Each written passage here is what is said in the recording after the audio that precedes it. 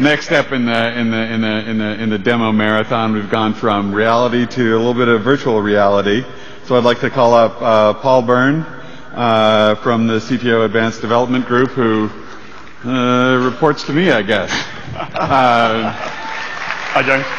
So come on, Paul. Let's see this wonderland that you've been playing with. Okay, so Project Wonderland. What we've been looking at is building a virtual world that allows people to collaborate together. You know, we're all working in very distributed teams now with, you know, OpenJDK, Open Unix, and Open Solaris communities. How do we make distributed teams work together really well? You know, we're losing a lot of the experience you used to have with co-located teams. So how do we provide technology to solve that problem? So rather than show a slide deck, we thought we'd show you around the world. So here we are in a virtual world, and I have an avatar who may look a little familiar. One thing we discovered during debugging is we can actually look at the world through James's glasses, which could be quite interesting. So, yeah, so I can't see my eyebrows. Now I know what they look like. Absolutely. So what we have is this open virtual space that the entire source code for this project is open source, but also the art path is very open source. We're using traditional, you know, art tools to actually create the content, from things like high-end Maya tools down to, in the future, tools like SketchUp and Blender, which are open and free. And we're encouraging the community to upload new content and build a world that is customized. But what are the key features? You know, I said this technology was really designed about getting people to work together, so there's some key things we added. The first is audio. So we have the ability to provide high quality streaming audio, both input and output, with the goal that you can actually walk up to people in the world and just talk to them. You know, you don't have to bring up an IM window, there's none of these funny flying icons, it's just walk up, have a conversation. The audio is mixed on the server, so we can provide different quality audio to different clients depending on the network bandwidth. So let me give you an example of that. So as we walk up to these guys talking. If you can imagine a telephone system where when you picked up the phone, you never knew if it was down or not. You never put up with that, right? But that's sort of the primitive level around. I'll move away so you can still hear me. So the audio is mixed. We have a distance attenuation, so as you move towards groups of speaking people, the sound gets lower, and as you move away, the sound gets quieter. We have sound walls, so if you're in a private space, other people can't hear you. And we process the audio in stereo, so you get some cue about where the people are in space. Right, so most people, when they first see this, they go, oh, that's the open source version of Second Life. They do. That's a comment we've had a couple of times this week. Yeah, but it's not. It's certainly not. I mean, it's all pure Java. One of the nice features that we're looking to explore is, you know, you can add content to this world visually, but you can also put Java behind it. Both on the client and the server, you can provide Java code that manipulates the world. Full-featured programming language. We can do scripting too, but, you know, let's do some stuff with full-featured language. So like at the back end of this thing, it's the Dark Star game server. Indeed, yeah, and I'll get to that in a second. Let me just show one other key feature. So this is really the most important feature for the project. It's the ability to run desktop applications in the space. So this is a standard Firefox window running on this Unix machine here, and I can interact with it. Right, so this isn't a screen capture. This is not a screen capture, this is a fully running native X application. We can also do Windows applications. Right, so a lot of this is using technology and expertise from the Looking Glass project. Absolutely. And many of you may remember Looking Glass from years back, which is a really cool thing. But what we've done in Wonderland, one way to think of it is taking Looking Glass and turning it inside out. Absolutely. And the goal is here, you know, so I'm standing here working on my browser in this case, but let's imagine it's NetBeans. I've got, I'm writing some code and I have a problem. You know, instead of having to phone someone up and have a conversation, you just say, hey, come over and have a look at this. And they can approach you in the virtual space and they can see the application. They can take control of the application and you can work together making changes interactively just to solve, you know, real world problems. So the other thing I wanted to show, so this is a team space that we have here.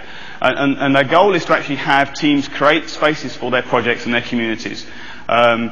This is supposed to be a team space for this project, so as we look around you can see timetables and These are snapshots of applications, but in production you use real applications like I showed a minute ago.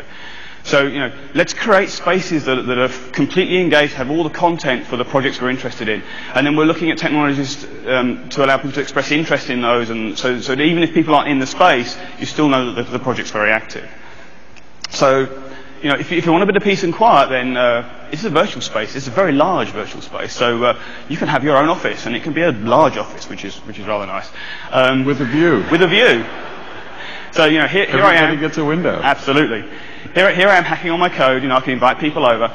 But we're trying to work in larger teams here. So one of the concepts we've been working on is, okay, so how do I share my documents with people? Without having to, jump through a bunch of dialogues and say, oh, this guy can see this guy can see that. One of the things we thought, well, if I want to share the concept of the application with people in my team, why don't I put it on the transparent or the glass wall into the team room? So I slap it on this wall, and then everyone in the team room now has access to the application, and we can control whether it's just view access or whether it's read-write access. So I have another application running here. So here's OpenOffice running in World. Let me start the slideshow just to show it's a real application. There we go. So here's our boss slides from the other night. Oh, actually, I was going to change the view. So we have different views because, of course, you don't really want to be watching the working applications with your avatar in front of you. And this is the slide I wanted to show. So the project is actually a culmination of a number of projects from a number of groups inside Sun. We use Project Darkstar as the back end, which is the Sun game server and provides the persistent, scalable back-end infrastructure for this technology. It's really targeted at games, and in many ways this is a game, or could be considered a game technology. It has a lot of the same features. On top of that, we have Project Wonderland, which is the client you're seeing here, which is the rendering engine based on Java 3D, has the system for providing network streaming and network delivery of the content, but also provides a very closed security model so that you can create secure spaces in the world and control who gets access to those spaces, who gets to see content. On top of that, we have a team in Sun Labs working on NPK20.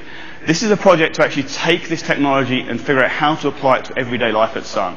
So hopefully we can start having virtual meetings with your avatar in free space. Yeah, well, one of the things that's really exciting about this is you really can get people from all over the world essentially collaborating together in the same space. And absolutely. If we just did it inside Sun, it would be a really cool thing because Sun's kind of an unusual company because our engineering is all over the world. We have engineering teams, every friggin' time zone there is, which makes life really exciting. So today's opening demo was done by our group in Russia. And we've got a great Russian engineering team. They're really large, they're really vocal, they're really wonderful.